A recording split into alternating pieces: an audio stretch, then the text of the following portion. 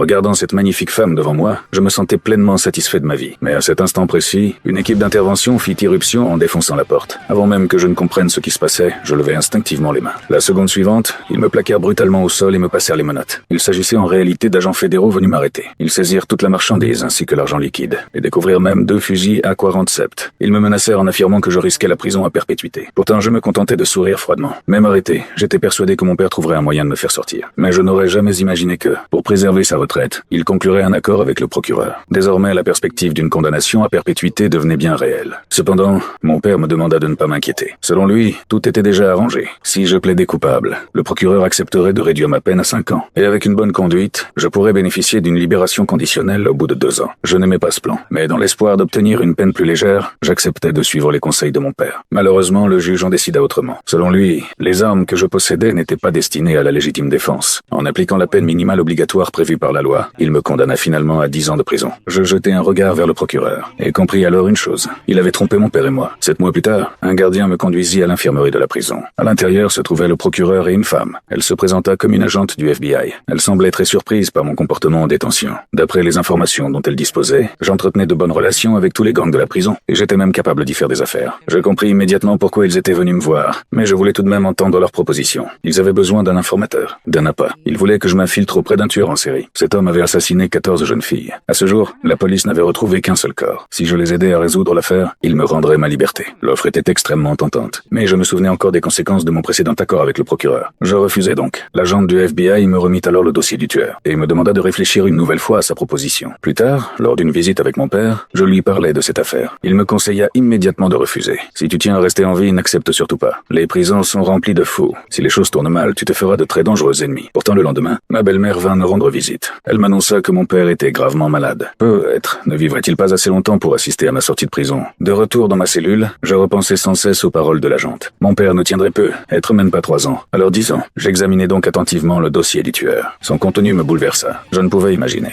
qu'un être humain puisse faire preuve d'une telle cruauté. En pensant à la maladie de mon père, à la longueur de ma peine et aux jeunes filles innocentes qui avaient perdu la vie, je finis par accepter le marché. Mais à cet instant, une simple phrase prononcée par quelqu'un me laissa complètement stupéfait.